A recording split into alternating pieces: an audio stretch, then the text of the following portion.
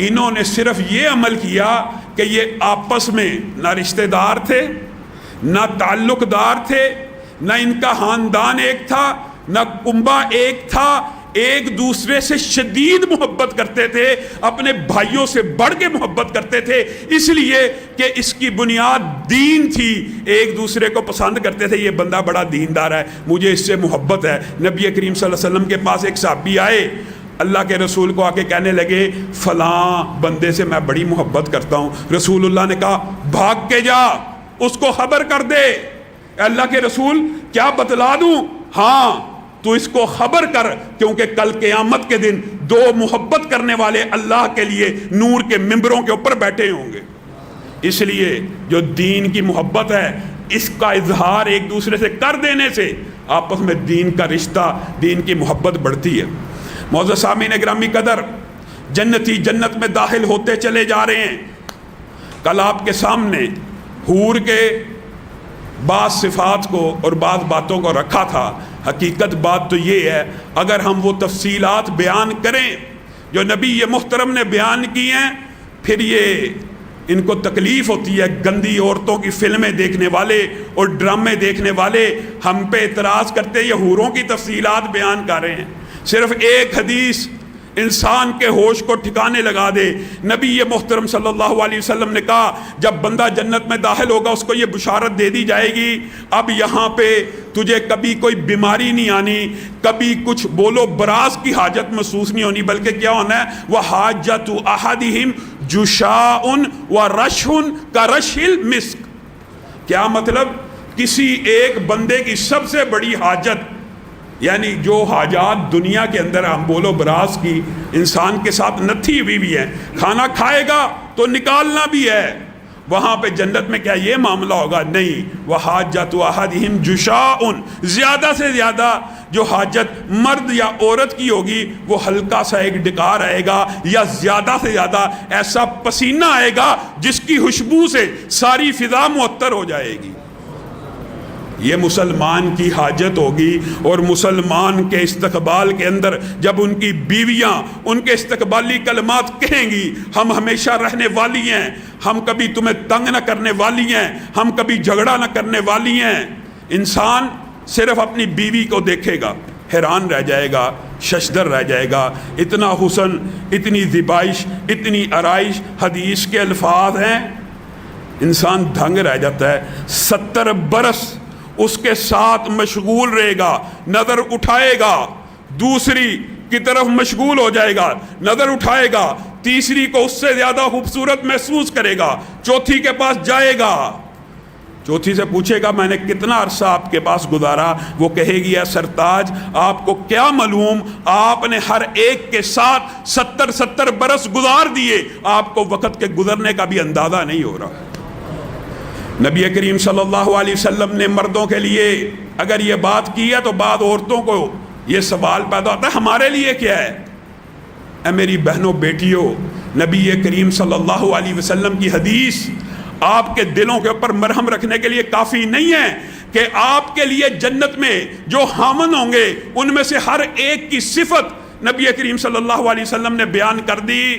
اس کا قد آدم جیسا ہوگا، اس کا حسن یوسف جیسا ہوگا، اور اس کے اخلاق محمدیہ صلی اللہ علیہ وسلم جیسے ہوگا۔ بتائیے کیا چاہیے؟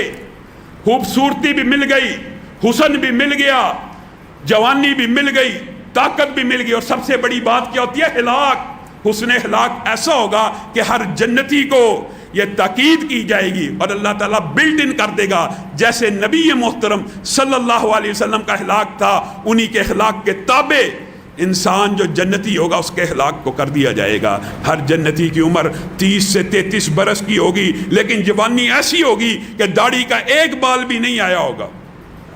نبی کریم صلی اللہ علیہ وسلم نے ارشاد فرمایا اسی جنت کے اندر ایک درخت، صرف جو جنتیوں کو سینکڑوں درخت ملنے ہیں، سینکڑوں، ہزاروں، لاکھوں، اپنے اعمال کی بنیاد کے اوپر پڑھتے جائیے، لا حول ولا قوت الا باللہ، سبحان اللہ پڑھتے جائیے، باغات بناتے چلے جائیے، ان میں سے ایک درخت کا نقشہ نبی کریم صلی اللہ علیہ وسلم نے بیان کیا۔ ایک درخت جو جنتی کو کل جنت میں ملنا ہے نا، اس کا سایہ اس کا قد نہیں بیان کیا، اس کا سایہ اتنا لمبا گھنا طویل ہوگا کہ 100 برس 100 برس اگر کوئی تیز رفتار گھڑ سوار اس کے سائے کو کراس کرنا چاہے نہیں کر سکتا۔ ایک درخت جنتی کا، صرف ایک درخت، جنتی جنت میں داخل ہوتے چلے جائیں گے۔ یہ ایک طویل باب ہے، انشاءاللہ کبھی موقع آیا اس کی تفصیلات کے اوپر بھی روشنی ڈالیں گے۔ جنتی جنت میں جائی جا رہے ہیں، ایک وقت آ گیا جنتیوں کا داخلہ بند ہو گیا۔ اب جنت میں جو بندے جائیں گے، یہ بھی اللہ کی قسم بندہ مومن کے لیے بڑی صبر کے لیے، صبر والی بات بھی ہے اور رحمت والی بات بھی ہے اور شکر والی بات بھی ہے۔ جنتی جب جنت میں چلے جائیں گے نا، میرا فلاں دوست اللہ جنت میں نظر نہیں آ رہا، اللہ کی قسم دین کی دوستی وہاں پہ بھی کام آ جانی ہے۔ دین کی دوستی جنت میں جانے کے بعد بھی کام آنے والی ہے۔ نبی محترم صلی اللہ علیہ وسلم نے کہا جنتی دائیں دیکھیں گے، بائیں دیکھیں گے، جنت کی نعمتوں سے فیض یاب ہوتے ہوتے انہیں خیال آئے گا میرا فلاں دوست، میرا فلاں رشتہ دار، میرا فلاں ساتھی، میرا فلاں کاروباری دوست جنت میں اللہ نہیں نظر آ رہا۔ نبی کریم نے کہا اللہ سے اتنے پرجوش انداز میں، اتنی طاقت اور قوت کے ساتھ اس بندے کی سفارش کرنا شروع کریں گے کہ اللہ کیا اٹھے گا، اور جاؤ جہنم سے اپنے اس دوست کو نکال لاؤ۔ بندہ مومن کے لیے، عام بندہ مومن کے لیے وہ اتنے جوش سے اللہ کے سامنے ہاتھوں کو اٹھائے گا، اللہ وہ دوست میرے ساتھ نماز پڑھا کرتا تھا، اللہ میں نے اس کے ساتھ عمرہ بھی کیا، اللہ ہم نے کٹھی نیکیاں کی، یہ کیسے ہو سکتا ہے وہ جہنم میں جلے اور میں جنت میں نعمتوں سے فیض یاب ہوں، اس کو جنت میں میرے ساتھ ملا دیجئے۔ اللہ کہے گا جاؤ نکال لاؤ۔ بندے مومن جائیں گے اپنے اپنے دوستوں کو، اپنے اپنے رشتہ داروں کو جہنم سے نکال کر جنت میں لے آئیں گے۔ پھر حدیث کے الفاظ یہ ہیں، صرف مومن سفارش نہیں کریں گے، پھر شہید سفارش کریں گے، پھر حفاظ سفارش کریں گے۔ ہر ایک کے لیے اللہ تعالیٰ نے حصہ مقرر کیا ہوگا۔ حافظ اتنے جہنمی رشتہ داروں کو آزاد کروا لے، لیکن جو بھی جہنمی رشتہ دار آزاد ہو رہا ہے یا دوست آزاد ہو رہا ہے، اس کی شرط قرآن پاک میں حدیث میں بیان کر دی گئی۔ وہ گناہ گار تو ہوگا، فاسق اور فاجر تو ہوگا، لیکن اس نے اللہ کی ذات کے ساتھ شرک نہیں کیا ہوگا۔ مشرک کی بخشش نہیں ہے۔ دیکھیے شرک کتنا بڑا گناہ ہے کہ جتنا مرضی قریبی ساتھ ہو وہ بھی قیامت کے دن اس کو نہیں چھڑا سکے گا۔ حفاظ آئیں گے، شہداء آئیں گے، صدیقین آئیں گے، اولیاء آئیں گے، سفارش کرتے کرتے امت محمدیہ کا ایک بہت بڑا طبقہ جہنم سے آزاد کرا کے جنت میں لے جائیں گے۔ پھر نبی کریم صلی اللہ علیہ وسلم کی سفارش کی مشہور حدیث ہے، وہ کیا ہے؟ یہ پانی دینے نبی کریم صلی اللہ علیہ وسلم اللہ کی بارگاہ میں آئیں گے اور اللہ رب العزت کو کہیں گے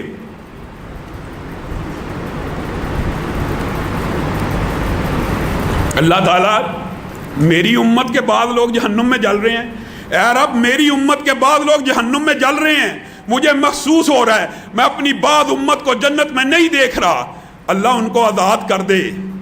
اللہ کہے گا محمد صلی اللہ علیہ وسلم اپنے سر کو اٹھائیے، بتائیے کن کو آزاد کروں؟ اللہ جن کے دلوں میں ایمان ہے ان کو آزاد کر دیجئے، اب عرصہ بیت چکا جہنم میں، اب ان کی رہائی کا وقت آ جانا چاہیے۔ جائیے محمد صلی اللہ علیہ وسلم، و حدیث کے الفاظ مختلف ہیں۔ ایک حدیث میں آتا ہے جائیے جس کے دل کے اندر رائی کے برابر ایمان باقی ہے اس کو نکال لائیے، اور دوسری حدیث کے الفاظ ہیں جس کے دل میں دینار کے برابر ایمان باقی ہے نکال لائیے۔ رسول اللہ صلی اللہ علیہ وسلم نکال لائیں گے، پھر اللہ کی بارگاہ میں سجدہ کریں گے، اللہ ابھی بھی جہنم میں بہت سے میرے امتی ہیں، ایمان والے تو ہیں، کلمہ تو انہوں نے پڑھا ہے، ان کو آزاد کر دیجئے۔ جائیے محمد صلی اللہ علیہ وسلم جن کے دل میں رائی کے دانے نہیں، آدھے رائی کے دانے کے برابر بھی ایمان موجود ہے، ان کو بھی نکال لائیے، پھر سجدہ کریں گے۔ ایسا 3-4 مرتبہ ہوگا۔ محمد صلی اللہ علیہ وسلم کہیں گے اللہ اب تو یہ لگتا ہے جہنم میں صرف وہ رہنے والے ہیں جو ہمیشہ ہمیشہ کے لیے جہنم میں جائیں گے۔ اس وقت اللہ رب العزت ایک اعلان کریں گے، کیا کہیں گے؟ اولیاء سفارش کر چکے، مومن سفارش کر چکے، حفاظ سفارش کر چکے، شہداء سفارش کر چکے، انبیاء سفارش کر چکے، خاتم النبیین کائنات کے امام، کائنات کے سردار سفارش کر چکے۔ لیکن ابھی وہ باقی ہے جو ارحم الراحمین ہے۔ آج میں جہنم سے ہر اس بندے کو آزاد کرتا ہوں جس نے زندگی کے اندر نہ کبھی کوئی نیکی کی، نہ نیکی کا خیال سوچا، لیکن اس نے ایک کام کیا، میری ذات کے ساتھ شرک نہیں کیا، آج سب کو جہنم سے نکال دیتا ہوں۔ میرے بھائیوں، جہنم سے نکل جائے گا بندہ، نکل جائے گا شرک نہ کرنے والا، لیکن آپ اس بات کے اوپر تکیہ کر کے بیٹھ جائیں کہ پہلے ہم اچھی طرح جہنم میں سڑیں، جہنم کا عذاب بھگتیں، پھر جہنم سے نکلیں، یہ کون سا فلسفہ ہے؟ اور پھر دوسری بات یہ کسی نے گارنٹی دی ہے کہ گناہ کار بندہ شرک کے اندر نہیں اتر سکتا؟ اللہ کی قسم، جب انسان گناہوں کے اوپر مطمئن ہو جاتا ہے، آہستہ آہستہ اس کے قدم شرک کی طرف بڑھ جاتے ہیں۔ اللہ نہ کرے پھر کبھی شرک کا کوئی کام، چاہے ایک مکھی کوئی غیر اللہ کے آستانے پہ ذبح کر دیا ہو، خدا نہ خواستہ، حدیث سنی ہوئی ہے نا، وہ بھی ساری زندگی جہنم سے نہیں نکلے گا۔ چھوٹی سی مخلوق کو بھی غیر اللہ کے آستانے پہ اللہ اس وقت جو اعلان کرے گا، حدیث کے الفاظ یہ ہیں، ان بندوں نے نیکی کا خیال بھی نہیں سوچا ہوگا۔ کیوں کہا ہے یہ پتہ ہے؟ نیکی کا خیال بھی لکھا جاتا ہے، ان کی نیکی لکھی کوئی نہیں، صرف ایک چیز ہوگی، انہوں نے کبھی غیر اللہ کو سجدہ نہیں کیا ہوگا، غیر اللہ کے نام پہ نظر نیاز چڑھاوے ایسی عبادات نہیں کی ہوں گی، اللہ ان کو آزاد کرے گا۔ اور حدیث کے الفاظ ہیں، ان کو ایک نہر حیات میں ڈالے گا، وہ جل جل کے کوئلہ ہو چکے ہوں گے، برے حالات ہوں گے، لیکن جیسے ہی نہر حیات میں اتریں گے، ان کے جسم ایسے ان کے اوپر گوشت چڑھنا شروع ہو جائے گا، جیسے آپ نے انگوروں کے خوشے چھوٹے اور پھوٹتے دیکھے ہیں نا، اس طرح ان کے جسموں کے اوپر گوشت چڑھ جائے گا۔ یہ جنت میں داخل ہوں گے، ان کے اوپر اللہ نشان لگا کے رکھے گا، یہ اللہ کے آزاد کردہ ہیں۔ انہی میں سے جو آخری شخص جنت سے نکلے گا، عبداللہ ابن مسعود نے اس کا تذکرہ کیا بڑا تفصیلی، آپ نے وہ حدیث سنی ہوگی، مختصر کر کے بتاتا ہوں۔ نبی کریم صلی اللہ علیہ وسلم نے کہا، جو آخری بندہ جس نے کبھی اللہ کی ذات کے ساتھ شرک نہیں کیا ہوگا، پتہ نہیں کتنے ہزار سال جلنے کے بعد، اپنی گناہوں کا نتیجہ بھگتنے کے بعد، جب جہنم سے نکلے گا تو پلٹ کے جہنم کو دیکھے گا اور اللہ کو کہے گا، اللہ تیرا شکر ہے، تو نے بالآخر مجھے اس دردناک عذاب سے نجات دی۔ وہ سامنے ایک پودا نظر آتا ہے، اتنا عرصہ بیت گیا، نہ ٹھنڈ دیکھی، نہ رحمت دیکھی، نہ مٹھاس چکھی، نہ پانی چکھا، اللہ اس سائے کے نیچے کر دے، تیری بڑی مہربانی ہوگی، تیری بڑی نعمت ہوگی۔ اللہ کہے گا جا، وہ سایہ تجھے نصیب کر دیا، کچھ دیر ادھر بیٹھے گا، ریسٹ کرے گا، سستائے گا، بار بار جہنم کی طرف مڑ کے دیکھے گا، ہائے کتنا دردناک عذاب تھا، کتنی طویل رات تھی، کتنا طویل دن تھا، میں رب کا شکر ادا کرتا ہوں کہ توحید کی نعمت کی وجہ سے یہاں سے نکل آیا۔ سامنے ایک اور درخت کی طرف نظر جائے گی جو اس درخت سے بڑا ہوگا، اللہ کو کہے گا، اللہ ایک تجھ سے اور مطالبہ کرتا ہوں، آج کے بعد کوئی مطالبہ نہیں کروں گا، کوئی درخواست نہیں کروں گا، مجھے اس درخت کے نیچے لے جا۔ نبی کریم صلی اللہ علیہ وسلم کہتے ہیں، اللہ اس کو کہے گا، پکا وعدہ کرتا ہے، اے بدبخت، ساری زندگی گناہ کرتا رہا، نافرمان رہا، ساری زندگی کبھی میری ایک بات نہیں مانی، شکر نہیں کرتا، جہنم سے نکال دیا ہے صرف توحید کی وجہ سے، ابھی بھی درخواستیں کرتا ہے، اللہ بس لاسٹ درخواست ہے، اس درخت کے نیچے لے جا۔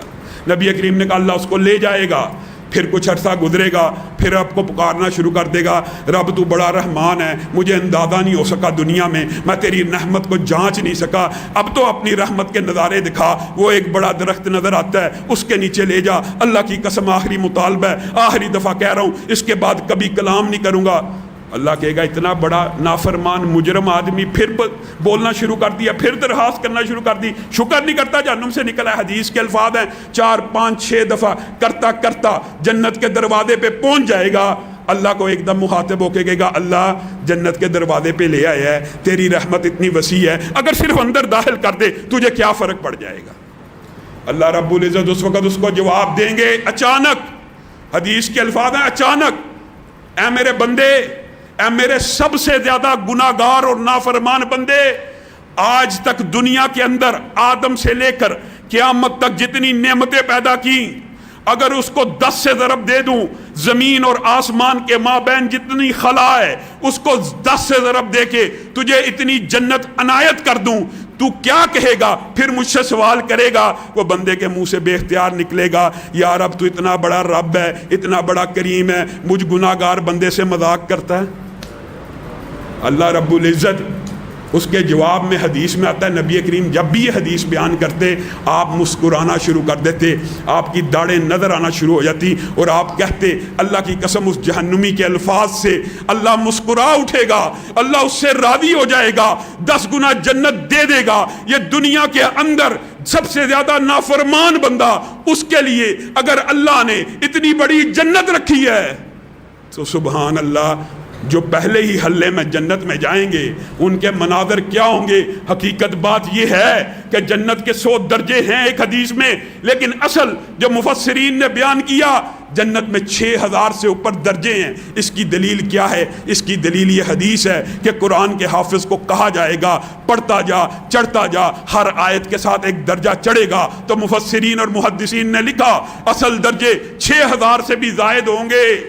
یہ وہ جہنمی ہے جو سب سے آخر میں نکلا، اس کی جنت زمین و آسمان کے مابین جتنی مسافت ہے اس سے 10 گنا زیادہ ہے۔ اس کو بھی اللہ تعالیٰ ہر نعمت دے دے گا۔ یہ آخری جہنمی جب جہنم سے نکل کے جنت میں داخل ہو جائے گا، اس کے بعد ایک ندا دینے والا ندا دے گا، جنتیوں ذرا جنت کے دروازوں پہ آ جاؤ، ذرا جنت کی کھڑکیوں پہ آ جاؤ۔ جہنمیوں کو ندا دی جائے گی، جہنمیوں ذرا جہنم کے دروازوں پہ آ جاؤ، جہنم کی کھڑکیوں پہ آ جاؤ۔ کیا منظر ہوگا؟ کس وجہ سے بلایا جائے گا؟ موت کو مجسم حالت میں مینڈے کی شکل میں جنتی اور جہنمیوں کے مابین کھڑا کر دیا جائے گا۔ پوچھا جائے گا پہچانتے ہو؟ جنتی کہیں گے اس کو کون نہیں پہچانتا، اس کا ذائقہ چکھ کے آئے ہیں۔ جہنمی بھی یہی کہیں گے کون نہیں پہچانتا، اس کو پی کے آئے ہیں، اس کو چکھ کے آئے ہیں۔ پھر اس وقت فرشتے اس مینڈے کی گردن کے اوپر چھری کو چلائیں گے اور اس نعرے کو لگائیں گے، جنتیوں خوش ہو جاؤ، آج کے بعد موت نہیں۔ اور جہنمیوں تمہارے لیے ناراضگی ہے کہ آج کے بعد موت نہیں۔ حدیث کے الفاظ ہیں، اللہ کی قسم یہ وہ لمحہ ہوگا اگر موت باقی رہتی تو جنتی خوشی سے مر جاتے، اور یہ وہ لمحہ ہوگا اگر موت باقی ہوتی جہنمی غم سے مر جاتے۔ موت کے اوپر چھری کو چلا دیا گیا، جنتی خوشی سے مدہوش ہو جائیں گے، اللہ رب العزت کا شکر بجا لائیں گے۔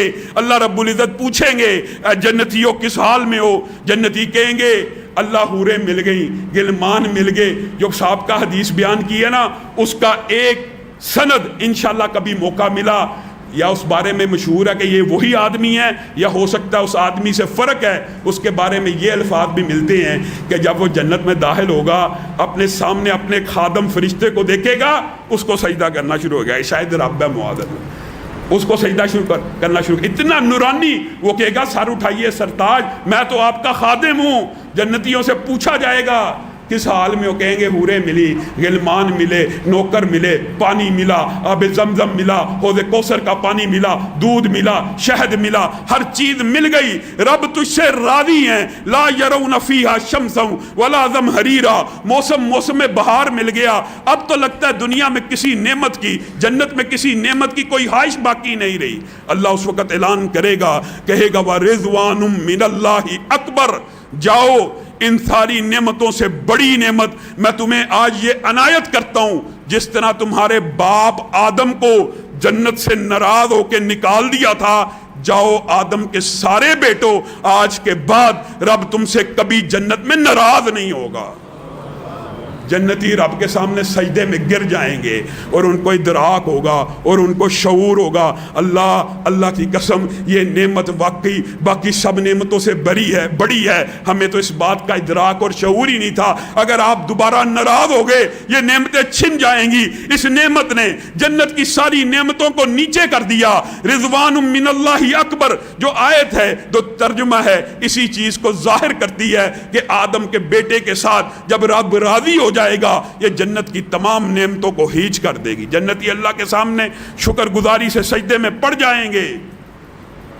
وجوہ یومئذ مسفرہ ضاحکۃ مستبشرہ، یہ چہرے چمکدار بھی ہوں گے، خوشگوار بھی ہوں گے، روشن بھی ہوں گے۔ اللہ ان کو مخاطب ہو کے پوچھے گا اور میرے جنتیوں کس حال میں ہو؟ کہیں گے اللہ ہر نعمت مل گئی، آپ کی خوشنودی مل گئی، اب جنت سے کبھی نہیں نکلنا۔ اس وقت اللہ رب العزت کہے گا ایک نعمت ابھی باقی ہے، اے اللہ وہ کون سی نعمت ہے؟ قرآن پاک نے اس نعمت کا تذکرہ کتنے عمدہ انداز میں کیا، وجوہ یومئذ ناظرہ الی ربہا ناظرہ، چمکدار چہرے جنت کے اندر جو سب سے بڑی نعمت پائیں گے، وہ اتنی عظیم نعمت ہوگی، اللہ ان سے مخاطب ہو کے پوچھ رہا ہوگا کس حالت میں ہو؟ جنتی کہیں گے خوش ہیں، رضامندی ملی، ہر نعمت ملی۔ اللہ اچانک اپنے چہرے سے حجابوں کو اٹھائیں گے، نقابوں کو اٹھائیں گے، اور جنتی اپنے رب کا ایسے دیدار کریں گے جیسے 14ویں کے چاند کا دیدار کرتے ہیں، اور پھر وہ کہیں گے اللہ اللہ کی قسم، اللہ تو خالق ہے، تو مالک ہے۔ اللہ اس نعمت نے جنت کی ہر نعمت کو ہیج کر کے رکھ دیا، اسی لیے الفاظ ہیں وَأَفْضَلُ النَّعِيمِ زِيَارَةُ الْعَزِيزِ الْحَمِيدِ وَرُؤْيَةُ وَجْهِ الْكَرِيمِ،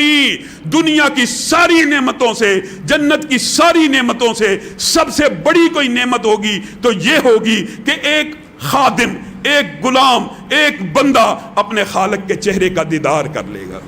وفی ذالک فلیتنافس المتنافسون، یہی وہ ریوارڈ ہے، یہی وہ اجر ہے جس کے لیے مجھے اور تجھے سٹرگل کرنی چاہیے۔ انبیاء، اولیاء جو بڑے بڑے متقی لوگ ہوتے ہیں، اگرچہ وہ جنت کی نعمتیں لوگوں کو بیان کرتے ہیں، وہ جنت کی نعمتوں کے بارے میں لوگوں سے بات کرتے ہیں، لیکن حقیقت میں ان کی جو جستجو ہوتی ہے، ان کی جو منزل ہوتی ہے، وہ صرف یہی ہوتی ہے اللہ کل قیامت کے دن اپنا دیدار کروا دی، اور اے اللہ ہم سب کو بھی اپنے دیدار کی نعمت سے بہرابر فرما۔ سبحان ربک رب العزت عما یصفون وسلام علی المرسلین والحمد للہ رب العالمین۔ میں اپنے نبی کے کوچے میں چلتا ہی گیا، چلتا ہی گیا۔